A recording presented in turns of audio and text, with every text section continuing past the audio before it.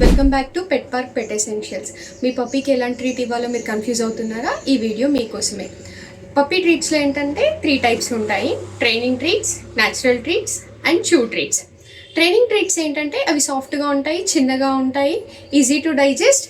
At the same time మీరు commands నేర్పడానికి చాలా ఈజీగా హెల్ప్ అవుతుంది మీకు. న్యాచురల్ ట్రీట్స్ అంటే మన ఇంట్లో మనం తీసుకునే fruits and vegetables.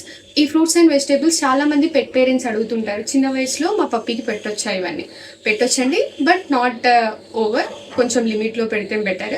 At the same time ఏంటంటే ఫ్రూట్స్ అండ్ వెజిటేబుల్స్ మనం ఏవి ఇచ్చినా కూడా సీడ్లెస్గా ఇవ్వాలి.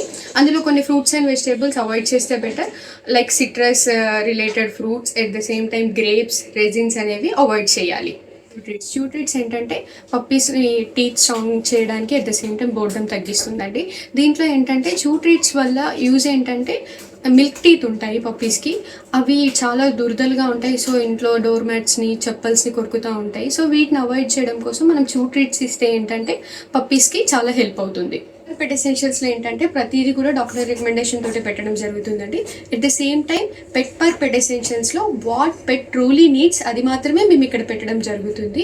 మీకు పెట్కి రిలేటెడ్ ట్రీట్స్ అయినా, టాయ్స్ అయినా, ఫుడ్ అయినా ఏదైనా కావాలంటే ఈ నెంబర్కి కాల్ చేయొచ్చు. 9963485054. Thank you for watching this video.